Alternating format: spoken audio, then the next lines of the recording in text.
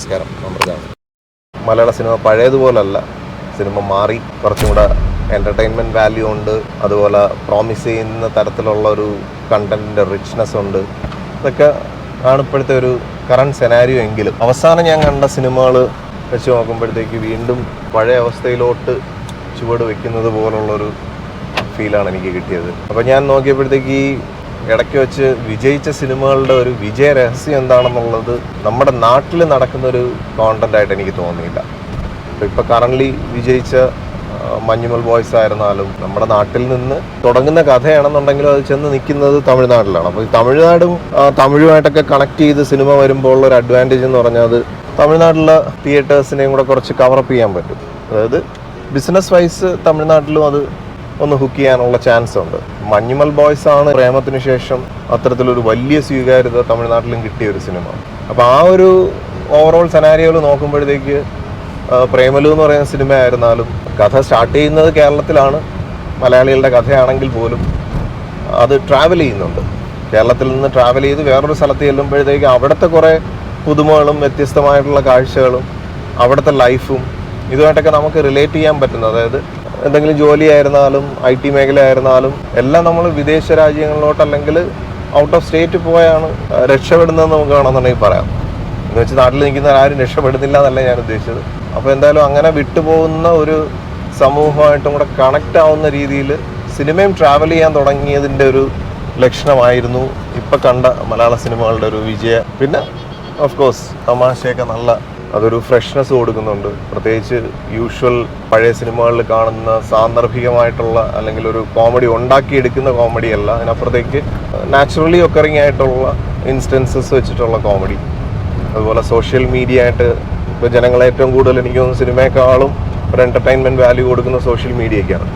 അപ്പോൾ അതുകൊണ്ട് തന്നെ സോഷ്യൽ മീഡിയയിലുള്ള ആ പ്ലാറ്റ്ഫോംസിൽ നിന്നുള്ള കോണ്ടൻറ് ക്രിയേറ്റേഴ്സിനെയും കൂടെയൊക്കെ അതിലുള്ള ക്രീമായിട്ടുള്ള കോണ്ടന്റ് ക്രിയേറ്റേഴ്സിനെയും കൂടെ ഈ ഫിലിം ഫീൽഡിലോട്ട് കൊണ്ടുവന്ന് അവരെയും കൂടെ ഇതിനകത്തോട്ട് അങ്ങോട്ട് മേർജ് ആകുമ്പോഴത്തേക്ക് അത് കുറച്ചും കൂടെ ഒരു അതുപോലെ കോണ്ടന്റ് ക്രിയേറ്റേഴ്സിനെ കൊണ്ടുവരുന്നത് മാത്രമല്ല അവരെ വെച്ചുള്ള പ്രൊമോഷൻ അതുമൊക്കെ മൂവിക്ക് ഒരുപാട് ഗുണം ചെയ്യുന്നുണ്ട്. ഇപ്പോൾ നമുക്ക് റീസെൻ്റ്ലി വന്ന പല സിനിമകളും അതിൻ്റെ പ്രൊമോഷണൽ ക്യാമ്പയിൻസ് എല്ലാം സക്സസ്ഫുൾ ആണ്. അതെല്ലാം വൈറാലിറ്റി അക്വയർ ചെയ്യുന്നുണ്ട്. അതിന് കാരണം കോണ്ടന്റ് ക്രിയേറ്റേഴ്സിനെയും കൂടെ മേർജ് ചെയ്ത് അല്ലെങ്കിൽ അവരുമായിട്ട് കൊളാബ് ചെയ്തുകൊണ്ടുള്ള അഡ്വർടൈസ്മെൻറ്റ് ക്യാമ്പയിൻസ്, പ്രൊമോഷൻ ക്യാമ്പയിൻസ് എല്ലാം സിനിമയ്ക്ക് നല്ല ഒരു പ്രൊമോഷണൽ വാല്യൂ അല്ലെങ്കിൽ ആ ഒരു ഇനിഷ്യൽ ഫേസിൽ ഒരു സിനിമയ്ക്ക് ഒരു കിട്ടേണ്ട ഒരു ഹൈപ്പ് കൊടുക്കുന്നുണ്ട്. പക്ഷെ പലപ്പോഴും സിനിമ എന്ന് കാണുമ്പോഴാണ് നമ്മൾ ഗൂഗിൾ ചെയ്യാവുന്നത്, അത് വേറൊരവസ്ഥ. അപ്പോൾ അങ്ങനെ നോക്കുമ്പോഴത്തേക്ക് വീണ്ടും മലയാള സിനിമ ആ ഒരു ഊർജ്ജം ഗെയിൻ ചെയ്തു വന്നത്, അതായത് മഞ്ഞുമ്മലും പ്രേമലും ആവേശമൊക്കെ തന്ന ആ ഒരു ഊർജ്ജം. ഈ ആവേശം എടുത്താലും ഈ പറഞ്ഞ സെയിം സംഭവമുണ്ട്. അത് കേരളത്തിൽ നടക്കുന്ന സ്റ്റോറിയല്ല, മറ്റൊരു സ്റ്റേറ്റിൽ നടക്കുന്ന കണ്ടന്റാണ്. അപ്പോൾ അതിൻ്റേതായിട്ടുള്ള ഒരു വ്യത്യസ്തത എല്ലാ രീതിയിലും ആ സിനിമയ്ക്കകത്തുണ്ട്. ഇതൊക്കെ ആണെന്നുണ്ടെങ്കിലും ഇവിടെ നിന്ന് സിനിമ ട്രാവൽ ചെയ്യുമ്പോഴത്തേക്ക് സിനിമ വിജയിച്ചെന്ന് നമുക്ക് പറയാമല്ല. സിനിമ ട്രാവൽ ചെയ്യുന്നതിനോടൊപ്പം തന്നെ ആളുകളെ എൻ്റർടൈൻ ചെയ്യാനുള്ള ആ ഒരു ഫൺ പാക്ക് പ്രോപ്പർലി അതങ്ങനെ സിങ്ക്രണൈസ് ചെയ്ത് റെഡിയാക്കി എടുക്കാനുള്ള കഴിവുള്ള നല്ല ഡയറക്ടേഴ്സാണ് അൾട്ടിമേറ്റ്ലി ഇതിൻ്റെ സക്സസേഴ്സ് എന്നാണ് എൻ്റെ ഒരു വിശ്വാസം. ഞാനിതിപ്പോൾ പറയാൻ കാരണം ഈ സിനിമ എന്ന് പറയുന്ന ഒരു ബിസിനസ് മേഖലയാണ്. കുറേ പൈസ ഇട്ട് വലിയൊരു തുക ഉണ്ടാക്കാവുന്ന ഒരു ബിസിനസ് സംരംഭമാണ്. പക്ഷേ സെയിം ടൈം പാളിപ്പോയി കഴിഞ്ഞാൽ ഉള്ള കാശ് മുഴുകെ പോകുന്ന ഒരു അവസ്ഥയും കൂടെ ഉള്ളൊരു റിസ്ക്കുള്ള ബിസിനസ്സും കൂടെയാണ്. പക്ഷെ അതിൽ ഒരുപാട് റിസ്ക് എടുത്തുകൊണ്ട് തന്നെയാണ് ഇപ്പോഴത്തെ ഈ മഞ്ഞുമലായിരുന്നാലും ഇങ്ങനെയുള്ള എല്ലാ സിനിമകളിലും ഒരു ഹൈ പ്രൊഡക്ഷൻ കോസ്റ്റുള്ള സിനിമകൾ തന്നെയാണ് വിജയിച്ചിരിക്കുന്നത്. അപ്പോൾ ദാറ്റ് മീൻസ് അത് പ്രൊഡ്യൂസ് ചെയ്ത ആളുകൾക്ക് അത്രയും ഫെയ്ത്ത് ഉണ്ടായിരുന്നോ ഡയറക്ടറിൽ എന്നുള്ളത് ഷുവറാണ്. Cinema up to the mark കിട്ടും, അതായത് ഒരു ബിസിനസ് ആകും എന്നുള്ളൊരു ഉറപ്പ്. അതും ഫ്രഷേഴ്സാണ്, അത്രയും പ്രൂവൺ ഡയറക്ടേഴ്സ് അല്ല. എന്നിട്ട് പോലും അവരാ കോണ്ടന്റ് അവതരിപ്പിക്കുന്നതിലുള്ള പ്രൊഡ്യൂസേഴ്സിൻ്റെ വിശ്വാസമായിരിക്കുമല്ലോ അങ്ങനെയുള്ള സിനിമ സംഭവിക്കാനുള്ള ഒരു നിമിത്തമായി മാറുന്നത്. എന്നാൽ അത്തരത്തിലല്ലാതെ ആ പ്രൊഡ്യൂസേഴ്സിനെ വിശ്വസിപ്പിച്ചുകൊണ്ട്, അതായത് എന്തായാലും വിജയിക്കും എന്നുള്ള ആദ്യം ഒരു ഓവർവ്യൂ ഡയറക്ടർ ഉണ്ടാക്കുമല്ലോ. അപ്പോൾ അതിൽ നിന്ന് ഒരു മിസ്ലീഡിങ് ആയിട്ടുള്ളൊരു ഫെയ്ത്ത് പ്രൊഡ്യൂസറിന് ഉണ്ടാക്കി കൊടുത്തിട്ട് വരുന്ന സിനിമകൾ ഫെയിലിയർ ആറുണ്ട്. അത് പണ്ട് മുതലുള്ളൊരു സംഭവമാണ്. പക്ഷെ ഇപ്പോഴത്തെ മറ്റൊരു ജനങ്ങളുടെ ഭാഗത്തു നിന്ന് നോക്കുമ്പോഴത്തേക്ക് നമ്മളുമൊക്കെ വളരെ നമ്മുടെ ഒരു സിനിമയെ ഒബ്സർവ് ചെയ്യുന്ന ഒരു കപ്പാസിറ്റി നമ്മളിൽ ഒരുപാട് മാറിയിട്ടുണ്ട്. ഇപ്പം ഞാൻ പോലും പണ്ടൊക്കെ സിനിമ എന്ന് പറഞ്ഞാൽ നമുക്കൊരു എൻ്റർടൈൻമെൻറ്റ് സാധനം ഒരു പീസായിട്ട് പോയി ഒരു entertainment art, piece of art എന്നുള്ള നിലയിൽ നമ്മൾ പോയി കാണുന്നു, അതവിടെ കളയുന്നു. അങ്ങനെയായിരുന്നു. പക്ഷെ ഇപ്പം അങ്ങനെയല്ല. ഇപ്പം നമ്മൾ അത്രയും സെലക്റ്റീവ് ആവുന്നു. അതുപോലെ ഈ കൊറോണയൊക്കെ വന്ന സമയത്ത് നമ്മൾ ഒരുപാട് നല്ല നല്ല സിനിമകൾ വീട്ടിലൊക്കെ ഇരുന്നിട്ട് നമുക്ക് OTT എന്ന് പറയുന്ന ആ ഒരു പ്ലാറ്റ്ഫോമിലൂടെ ഒരുപാട് സിനിമ എന്താണ്, സിനിമയുടെ ആ ഒരു ലോകം എന്താണെന്നുള്ളത് മനസ്സിലാക്കാൻ പറ്റി. ഒരുപാട് വലിയ സ്കെയിലിലുള്ള സിനിമകളൊക്കെ നമ്മൾ കണ്ടപ്പോഴത്തേക്ക്, സ്കെയിൽ മാത്രമല്ല കോണ്ടന്റ് റിച്ച്നെസ് ഉള്ള സിനിമകളൊക്കെ നമ്മൾ കണ്ടപ്പോഴാണ് സാധാരണ പ്രേക്ഷകനും സിനിമയെക്കുറിച്ച് നന്നായിട്ട് മനസ്സിലാക്കിയിരിക്കുന്നത്. അപ്പോൾ അവൻ്റെ മുമ്പ് അവനെ കൺവിൻസിങ് ആക്കി ഇനി ഒരു സിനിമ എടുക്കണമെന്നുണ്ടെങ്കിൽ ഏതൊരു ഡയറക്ടർ ആയിരുന്നാലും ഒരു സ്ക്രിപ്റ്റ് റൈറ്റർ ആയിരുന്നാലും ഒരു ആക്ടർ ആയിരുന്നാൽ പോലും അവരത്രയും ഹാർഡ് വർക്ക് ചെയ്താൽ മാത്രമേ ഇനി അങ്ങോട്ട് ഒരു സക്സസ് സ്റ്റോറി ഉണ്ടാക്കാൻ പറ്റത്തുള്ളൂ. ഇപ്പോൾ റീസെൻ്റ്ലി വന്ന് വിജയിച്ച സിനിമകളെല്ലാം വെറും തട്ടിക്കൂട്ട് സിനിമകളല്ല, അതിനുവേണ്ടി ഹാർഡ് വർക്ക് ചെയ്തിട്ടുള്ളൂ അല്ലേ. അങ്ങനെയുള്ള ഹാർഡ് വർക്ക്ഡ് ആയിട്ടുള്ള മൂവീസാണ് സക്സസ് ഉണ്ടാക്കിയിരിക്കുന്നത്. അപ്പോൾ ഇനിയുള്ള തുടർന്നുള്ള പോക്ക് കാണുമ്പോൾ അറിയാം, ആ സിനിമകളും ഇപ്പം റീസെൻ്റായിട്ട് വന്ന സിനിമകളും കൂടെ കമ്പയർ ചെയ്യുമ്പോൾ അറിയാം ആ സിനിമയ്ക്ക് ഇട്ട എഫേർട്ടിനുള്ള റിസൾട്ടാണ് അതിന് കിട്ടിയത്. പക്ഷേ ഇപ്പോൾ വന്നുകൊണ്ടിരിക്കുന്നത് ഇതിനുള്ള എഫേർട്ടിനുള്ള ഔട്ട്പുട്ടാണ് ഇപ്പോഴത്തെ സിനിമയ്ക്ക് കിട്ടിക്കൊണ്ടിരിക്കുന്നത്. ഏത് സിനിമ? ബ്രഹ്മയുഗത്തിന് മറ്റൊരു ബ്രഹ്മയുഗം മലയാളത്തിൽ നടന്ന സിനിമ അല്ലെങ്കിലും ബ്രഹ്മയുഗം നമ്മൾ ഇതുവരെ കാണാത്തൊരു ലോകമാണ്. അതായത് എത്രയോ വർഷങ്ങൾക്ക് മുമ്പായിരുന്നു ബ്ലാക്ക് ആൻഡ് വൈറ്റ് എന്ന് പറയുന്ന ആ ഒരു കളർ തീമിൽ വന്നിരുന്നത്. ഞാനൊക്കെ കണ്ടിട്ടുണ്ട്, പക്ഷെ തിയേറ്ററിൽ പോയി കാണാനുള്ള ഭാഗ്യം കിട്ടിയില്ല. ബ്ലാക്ക് ആൻഡ് വൈറ്റ് സിനിമ ഞാൻ തിയേറ്ററിൽ കണ്ടിട്ടില്ല. TV-യിൽ ദൂരദർശനിലൊക്കെ വന്ന് ഒരുപാട് സിനിമകൾ കണ്ടിട്ടുണ്ട്. അപ്പോൾ ആ ഒരു ബാക്ക് ടു ഒറിജിൻസ് അല്ലെങ്കിൽ ആ പഴയതിലോട്ടൊന്ന് പോകാനുള്ള നമ്മുടെ ഒരു വെറൈറ്റി ഉണ്ടല്ലോ. അതായത് നമ്മൾ ഇതുവരെ കണ്ടതിൽ നിന്നൊരു വ്യത്യസ്തമായിട്ടുള്ളൊരു കാഴ്ച. എന്നാൽ അതിന് ആ രീതിയിൽ അതിൻ്റെ ഒരു പഴമയെ നിലനിർത്തിക്കൊണ്ട് തന്നെ കോണ്ടന്റ് അവതരിപ്പിക്കുകയും കൂടെ ചെയ്തുകൊണ്ടാണ് ആ സിനിമ വിജയിച്ചത്. അപ്പോൾ അതിൻ്റേതായിട്ടുള്ള ഒരു റീസണും ഉണ്ട്. എല്ലാ രീതിയിലും ഒരു തിയേറ്ററിക്കൽ എക്സ്പീരിയൻസ് കൊടുക്കാൻ പറ്റി. അവിടെയൊക്കെയാണ് ഞാൻ പറഞ്ഞത്, ഇപ്പോൾ റീസെൻ്റായിട്ട് ഞാൻ കണ്ട മലയാളി ഫ്രോം ഇന്ത്യ ആയിരുന്നാലും അതുപോലെ നടികർ, ഇതൊക്കെ ഒരു തിയേറ്റർ ഇളക്കുന്ന ഒരു ഫീലൊന്നും എനിക്ക് തോന്നിയില്ല. ഇപ്പം ബ്രഹ്മയുഗം എന്ന് പറയുന്ന ഒരു പഴയ കാലഘട്ടം കാണിച്ചപ്പോൾ പോലും ആ സൗണ്ട് എഞ്ചിനീയറിങ്ങിൻ്റേതായിട്ടുള്ളൊരു വാല്യൂ ആ തിയേറ്ററിനകത്ത് ഉണ്ടാക്കിയെടുക്കാൻ സിനിമയ്ക്ക് കഴിഞ്ഞു. നമുക്കിപ്പോഴും പല സിനിമകളും മലയാളത്തിൽ കണ്ട സിനിമകൾ സെക്കൻഡ് ഇതിൽ തിയേറ്ററിൽ വരും, OTT-യിൽ വരുമ്പോഴത്തേക്ക് കാണാൻ തോന്നുന്നില്ല. പ്രേമലുമൊക്കെ ഞാൻ വീണ്ടും ഒന്ന് റിപ്പീറ്റ് അടിച്ച് കാണാൻ നോക്കിയിട്ട് എനിക്ക് അത്ര ഒരു വലിയ എക്സൈറ്റ്മെൻ്റ് ഒന്നും തോന്നില്ല. അതിൻ്റെ കാരണം ആ തിയേറ്ററിക്കൽ എക്സ്പീരിയൻസ് ആണ്, തിയേറ്ററിൽ നമുക്ക് കിട്ടുന്ന ഒരു അനുഭവം.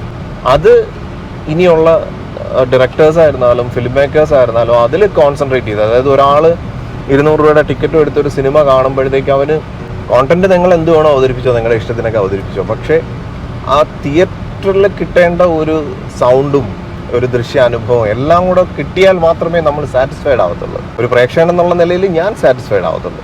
അപ്പോൾ എനിക്ക് ആ സാറ്റിസ്ഫാക്ഷൻ കിട്ടിയില്ലെന്നുണ്ടെങ്കിൽ ചിലപ്പോൾ എൻ്റെ റിയാക്ഷൻ മോശമാണോന്നില്ല. പക്ഷേ എങ്കിലും ഞാനൊരു കോണ്ടന്റിന് എത്രത്തോളം എഫേർട്ട് ഇട്ടിട്ടുണ്ടോ അതിനെ വാല്യൂ ചെയ്തുകൊണ്ട് ഞാൻ റിവ്യൂസൊക്കെ ചെയ്യാറുള്ളൂ. പക്ഷേ എങ്കിലും ആ ഒരു എക്സൈറ്റ്മെൻറ്റ്, ആ ഒരു തിയേറ്ററിക്കൽ എക്സൈറ്റ്മെൻറ്റ്, തിയേറ്ററിനകത്ത് കിട്ടുന്ന ആ ഒരു എക്സൈറ്റ്മെൻറ്റ് നമുക്ക് കൊണ്ടുവരാൻ ഏതെങ്കിലും രീതിയിൽ സൗണ്ട് ഡിപ്പാർട്ട്മെൻറ്റിലൂടെയും, മൂവി എന്തായാലും നിങ്ങൾ മൂവിയെല്ലാം എടുത്ത് കഴിഞ്ഞിട്ടായിരിക്കും ഇതിൻ്റെ ബാക്കി പോസ്റ്റ് പ്രൊഡക്ഷനിലായിരിക്കും സൗണ്ടും കാര്യങ്ങളൊക്കെ ചെയ്യുന്നത്. അപ്പോൾ അവിടെ നിങ്ങൾക്ക് മാക്സിമം റിച്ച്നെസ് കൊണ്ടുവരാനായിട്ടൊരു നല്ല മ്യൂസിക് ഡയറക്ടറെയും നല്ലൊരു സൗണ്ട് എഞ്ചിനീയറെയും കൂടെ കിട്ടിയാൽ തന്നെ സിനിമയെ മാക്സിമം വീണ്ടും ലിഫ്റ്റപ്പ് ചെയ്യാം. രോമാഞ്ചം സിനിമ ഷൂട്ട് ചെയ്ത സമയത്ത് അതിൽ വലിയൊരു പ്രതീക്ഷ അവർക്കില്ലായിരുന്നെന്ന് എനിക്ക് തോന്നുന്നു. പക്ഷേ രോമാഞ്ചം സിനിമയ്ക്കകത്ത് സുഷീൻ ശ്യാമിൻ്റെ സംഗീതവും ആ ഒരു ബാക്ക്ഗ്രൗണ്ട് സ്കോറും എല്ലാം കൂടെ അങ്ങോട്ട് കയറിയപ്പോൾ വേറെ ലെവലിലോട്ട് സിനിമ മാറി. ഇത് കാണുന്ന ഏതെങ്കിലും ഒരു ടെക്നീഷ്യൻ്റെ അല്ലെങ്കിൽ ഒരു ഡയറക്ടറോ ഫിലിം ഫീൽഡുമായിട്ടുള്ള ഒരു മേഖലയിലുള്ള ഒരാളോ കേൾക്കുന്നുണ്ടെങ്കിൽ ഒരു പ്രേക്ഷകൻ എന്നുള്ള നിലയിൽ എൻ്റെ ഒരു വ്യൂ പറയുന്നതാണ്. ഈ സിനിമ എടുക്കുമ്പോഴത്തേക്ക് നമുക്കൊരു കാർണിവലൊക്കെ കണ്ട മാതിരിയുള്ള ഒരു ഫീല് നിങ്ങൾക്ക് ജനറേറ്റ് ചെയ്യിപ്പിച്ച് തരാൻ കഴിയുമെന്നുണ്ടെങ്കിൽ തന്നെ നിങ്ങൾ ഏതാണ്ട് ഒരു ഹാഫ് മൂവിയുടെ കാര്യത്തിൽ നിങ്ങൾ സക്സീഡ് ചെയ്തു. അല്ലാതെ നിങ്ങൾ പ്രൊമോഷണൽ കട്ട്സിൽ കുറേ ഇപ്പോൾ മലയാളി ഫ്രം ഇന്ത്യയിൽ തന്നെ ശരിക്കും മിസ്ലീഡിങ് ആയിട്ടുള്ള പ്രൊമോഷൻ തന്നു. അത് അവരുടെ ഒരു വേ ഓഫ് അപ്രോച്ച് ആയിരിക്കാം, അതിന് അവരുടേതായിട്ടുള്ള റീസൺസും ഉണ്ടാവാം. പക്ഷേ മിസ്ലീഡിങ് ആകുമ്പോഴത്തേക്ക് നമുക്ക് ആ കലിപ്പായിരുന്നു. കാരണം സിനിമയ്ക്കകത്ത് എനിക്ക് ഏറ്റവും വിഷമം തോന്നിയത് ഞാൻ മകനെ കാണിക്കാൻ ഉദ്ദേശിച്ച ഒരു സിനിമ ആയിരുന്നില്ല എന്നുള്ള സിനിമ കണ്ടപ്പോഴാണ് മനസ്സിലായത്. ഞാൻ അത്തരത്തിലുള്ളൊരു സിനിമ എൻ്റെ മകനെ കാണിക്കാൻ ഞാൻ ഇഷ്ടപ്പെട്ടിരുന്നില്ല. കാരണം അവൻ ഏജ് ആയില്ല, അഡൾട്ട് ആകുമ്പോഴത്തേക്ക് അവൻ്റെ ഇഷ്ടത്തിനുള്ള സിനിമകൾ കാണാം. പക്ഷേ അതുവരെ നമ്മൾ മോണിറ്റർ ചെയ്ത് തന്നെയാണ് സിനിമ കാണിക്കുന്നത്. അപ്പോൾ ഇത് മിസ്ലീഡിങ് ആയിട്ടൊരു കോമഡി ഡ്രാമ എന്നുള്ള നിലയിൽ നമ്മളെ മിസ്ലീഡ് ചെയ്യിപ്പിച്ചിട്ട് സിനിമ എന്ന് കണ്ടപ്പോഴത്തേക്ക് സിനിമയ്ക്കകത്ത് പൊളിറ്റിക്സും എക്സ്ട്രീം വയലൻസും ഒക്കെ വിഴുങ്ങി കണക്ക് അവതരിപ്പിച്ച് വെച്ചിട്ടുണ്ട്. അപ്പോൾ അതെനിക്ക് അത്രത്തോളം ഞാൻ മകനെ കാണിക്കാൻ ഇഷ്ടപ്പെട്ടൊരു സിനിമയല്ല. അപ്പോൾ അങ്ങനെ മിസ്ലീഡ് ചെയ്യാൻ പാടില്ല. പിന്നെ പ്രൊമോഷണൽ കട്ട്സിലായിരുന്നാലും ഒരുപാട് മിസ്ലീഡിങ് കട്ട്സ് കാണിച്ചിട്ട് സിനിമയായിട്ട് ചിലപ്പോൾ അതിനൊരു ബന്ധവും കാണത്തില്ല. അപ്പോൾ അങ്ങനെയൊക്കെ നമ്മൾ പ്രേക്ഷകരെ മിസ്ലീഡ് ചെയ്യുമ്പോഴത്തേക്ക് അവരുടെ റിയാക്ഷൻ തിയേറ്ററിൽ നിന്ന് ഓപ്പോസിറ്റായിട്ട് നമ്മളെന്ത് പ്രതീക്ഷയോ അതിൽ നിന്ന് വളരെ വ്യത്യസ്തമായിട്ടുള്ളൊരു കോണ്ടന്റ് അവതരിപ്പിക്കുമ്പോഴത്തേക്ക് തീർച്ചയായിട്ടും റിവ്യൂസിലൂടെ അതിന് പ്രതികരണം വരും. അപ്പോൾ സിനിമയെ ചിലപ്പോൾ ആ റിവ്യൂസ് ബാധിച്ചെന്നിരിക്കും. ഇപ്പം ഞാൻ തന്നെ സിനിമ കാണുന്നത് നേരത്തെ കൂട്ടി ബുക്ക് ചെയ്താൽ പോലും റിവ്യൂസ് കണ്ടിട്ട് വിലയിരുത്തിയിട്ടാണ് ഞാൻ സിനിമ പോയി കാണുന്നത്. അതായത് മെയിൻ സ്ട്രീമിലുള്ള എല്ലാവരുടെയും റിവ്യൂസ് ഞാൻ നോക്കാറുണ്ട്. അത് ഡൈഹാർഡായിട്ട് വിശ്വസിച്ചുകൊണ്ടല്ല സിനിമ കാണുന്നത്. പക്ഷേ എങ്കിൽ പോലും ആ അവരുടെ ഒപ്പീനിയൻ വരുമ്പോൾ അവരുടെ മൈൻഡ് സെറ്റും കൂടെ വെച്ചിട്ട് നമുക്കറിയാം ഇത് എത്രത്തോളം നമുക്ക് ഇഷ്ടപ്പെടും എന്നുള്ളത്. അവരുടെ ഇഷ്ടപ്പെടുന്നത് അത് അവരുടെ വ്യൂ. പക്ഷെ അവരുടെ വ്യൂ വെച്ചിട്ട് നമ്മുടെ കൂടെ ഒരു പെർസ്പെക്റ്റീവിൽ എങ്ങനെ ഇത് എനിക്ക് ഇഷ്ടപ്പെടും എന്നുള്ളതിനെ കുറിച്ചൊരു ഐഡിയ കിട്ടും. അപ്പോൾ വേണമെന്നുണ്ടെങ്കിൽ നമുക്ക് ബുക്കിംഗ് ക്യാൻസൽ ചെയ്യാനും പറ്റും. പക്ഷേ ഈ സിനിമ എനിക്ക് അങ്ങനെ ഒരു ഇതുവരെ എൻ്റെ സിനിമ കണ്ട അനുഭവത്തിൽ മിസ്ലീഡിങ് ആക്കിയ ഒരു സിനിമയായിട്ടാണ് എനിക്ക് തോന്നിയത്. ഒരു നെഗറ്റീവായിട്ട് പറയല്ല, ബട്ട് അതും കൂടെ അതിനിടയിലൊന്ന് സൂചിപ്പിച്ചു എന്ന് മാത്രം. അപ്പോൾ എന്തായാലും അൾട്ടിമേറ്റ്ലി ഈ ഒരു കോണ്ടന്റിൽ നിന്ന് ഞാൻ കൺവേ ചെയ്യാൻ ഉദ്ദേശിച്ചൊരു മെസ്സേജ് എന്ന് പറഞ്ഞാൽ സിനിമ ടെക്നീഷ്യൻസ് ആയിരുന്നാലും സിനിമ ഡയറക്റ്റ് ചെയ്യുന്നതായിരുന്നാലും നമ്മളിതൊക്കെ പറയുന്നത് ഇത് കേട്ടിട്ട് നിങ്ങൾ നമുക്ക് ഇഷ്ടത്തിന് സിനിമ എടുക്കണമെന്നല്ലോ പറയുന്നത്. നിങ്ങൾ നിങ്ങളുടെ ഇഷ്ടത്തിൻ്റെ തന്നെയായിരിക്കും സിനിമ എടുക്കുന്നത്. പക്ഷേ ഈ വക കാര്യങ്ങളും കൂടെ നിങ്ങൾ ശ്രദ്ധിച്ചാൽ ഒരു തിയേറ്ററിക്കൽ എക്സ്പീരിയൻസ് ഒരു പ്രേക്ഷകന് സിനിമയിലൂടെ തരാമെങ്കിൽ ആ പണം ഇൻവെസ്റ്റ് ചെയ്യുന്ന ആ പാവപ്പെട്ടവന് അതിന് എന്തെങ്കിലും കിട്ടും. ഇല്ലെന്നുണ്ടെങ്കിൽ നിങ്ങൾ അയാളെ ഫൂൾ ചെയ്യുന്നതിന് തുല്യവും. കാരണം എത്രയോ നിസ്സാര പൈസയൊന്നുമല്ലൊരു സിനിമ പ്രൊഡ്യൂസ് ചെയ്യുക എന്ന് പറയുന്നത്. അതുപോലെ പ്രൊഡ്യൂസേഴ്സും ഈ ഒരു അപ്രോച്ച് നിങ്ങൾ മനസ്സിലാക്കിയിരിക്കണം. നിങ്ങൾക്ക് ഫിലിം ഫീൽഡുമായിട്ട് എന്തെങ്കിലുമൊക്കെ ബന്ധം ഉണ്ടെങ്കിൽ കൊണ്ടുപോയൊക്കെ ഇൻവെസ്റ്റ് ചെയ്യുക. കാരണം ഫിലിം ഫീൽഡുമായിട്ടൊക്കെ കുറച്ച് ബന്ധമുള്ളവരാണെന്നുണ്ടെങ്കിൽ നിങ്ങൾക്ക് ആ സ്റ്റോറിയും കണ്ടന്റും ഒക്കെ കാണുമ്പോൾ കേൾക്കുമ്പോൾ തന്നെ നിങ്ങൾക്ക് മനസ്സിലാവും ഇത് എങ്ങനെ ചെയ്ത് വെക്കുമോ എന്നുള്ളത്. അങ്ങനെ നിങ്ങൾക്കൊരു കോൺഫിഡൻസ് ഇല്ലാത്ത ഒരു മൂവിയിൽ ഒരു പ്രൊഡ്യൂസറെ കൊണ്ട് പൈസ ഇൻവെസ്റ്റ് ചെയ്യരുത്. ഇടയ്ക്കൊക്കെ കുറേ സിനിമകളൊക്കെ കാണുമായിരുന്നെന്ന് പറഞ്ഞാൽ എന്തിനീ സിനിമ എടുത്തെന്ന് നമുക്ക് തോന്നുന്ന രീതിയിലുള്ള ഒരുപാട് മലയാള സിനിമകൾ വന്നിട്ടുണ്ടായിരുന്നു. ജനങ്ങളല്ലേ ഇത് കാണുന്നവൻ എന്തെങ്കിലും ഒരു ലോജിക്ക് വേണ്ടി ഈ സിനിമയ്ക്കകത്ത്. അപ്പോൾ അങ്ങനെയൊന്നും ഇല്ലാത്ത കുറേ സിനിമകളുണ്ടായിരുന്നു. എന്തായാലും ആ ഒരു സംഭവം ഇപ്പം ഒന്ന് മാറി കിട്ടിയിട്ടുണ്ട്. ഇപ്പം എന്തായാലും എന്തെങ്കിലുമൊക്കെ ലോജിക്കും കാര്യങ്ങളൊക്കെ അത് മലയാള സിനിമയ്ക്ക് മാത്രമല്ല. നമ്മളിപ്പോൾ എടുത്തു പറയാൻ കാര്യം ഒരു പ്രേക്ഷകൻ എന്നുള്ള നിലയിൽ കോണ്ടൻ്റായിട്ട് അവതരിപ്പിക്കാൻ എനിക്ക് തോന്നുന്നു ഇന്ത്യൻ പനോരമയിൽ ഏറ്റവും നല്ല കോണ്ടന്റ് ക്രിയേറ്റേഴ്സ് ഉള്ളത് മലയാളികളാണ്. ഞാൻ കഴിഞ്ഞ ദിവസം ഒരു സിനിമ കണ്ടപ്പോഴാണ് എനിക്ക് അതിൻ്റെ മലയാളികളുടെ ആ ഒരു ഡെപ്തും ഇതുമൊക്കെ എത്ര മഹത്തരമാണെന്നുള്ളത് തിരിച്ചറിയുന്നത്. പണ്ട് നമുക്ക് പത്മരാജൻ എന്ന് പറഞ്ഞ ഒരു ഡയറക്ടർ ഉണ്ടായിരുന്നു. അദ്ദേഹത്തിൻ്റെ 2 ശിഷ്യന്മാർ ഇപ്പോഴും നിലവിലുണ്ട്, ബ്ലസ്സി സാറും രാജീവ് അഞ്ചൽ സാറും. അപ്പോൾ രാജീവ് അഞ്ചൽ സാറിൻ്റെ ഗുരു എന്ന സിനിമ ഞാൻ ഇന്നലെ എൻ്റെ മോനെ കാണിച്ചില്ലെങ്കിൽ ഈ ഒരു കോണ്ടന്റ് നമുക്ക് അടുത്തൊരു പാർട്ടിൽ ചെയ്യാം അല്ലേ. അപ്പോൾ നമുക്ക് ഗുരു സിനിമയുടെ വിശേഷങ്ങൾ നമുക്ക് അടുത്തൊരു വീഡിയോയിൽ ഡിസ്കസ് ചെയ്യാം. അപ്പോൾ ഇത്രയും പറഞ്ഞതുകൊണ്ട് മലയാള സിനിമയിൽ എൻ്റെ ആശയങ്ങളോ ആരും വെൽക്കം ചെയ്യണമെന്നൊന്നുമില്ല. ഞാനീ പറഞ്ഞാൽ എന്തെങ്കിലും ലോജിക്ക് ഉണ്ടോ എന്നുള്ളത് ഈ കാണുന്നൊരു നിങ്ങൾക്ക് അങ്ങനെ ഒരു ലോജിക്ക് ഉണ്ടെന്ന് തോന്നിയാൽ നിങ്ങളത് നിങ്ങളുടെ അഭിപ്രായം എന്താണെന്നുള്ളത് ഈ വീഡിയോയുടെ താഴെ കമൻറ്റ് ചെയ്യുക, സമയമുണ്ടെങ്കിൽ മാത്രം. അപ്പോൾ എന്തായാലും ഒരു ബ്ലിസ്ഫുൾ സ്റ്റോറി ആയിട്ടോ അല്ലെങ്കിൽ ഒരു സിനിമ വിശേഷമായിട്ടോ നമുക്ക് വീണ്ടും കാണാം. Thank you for watching and thank you for supporting me.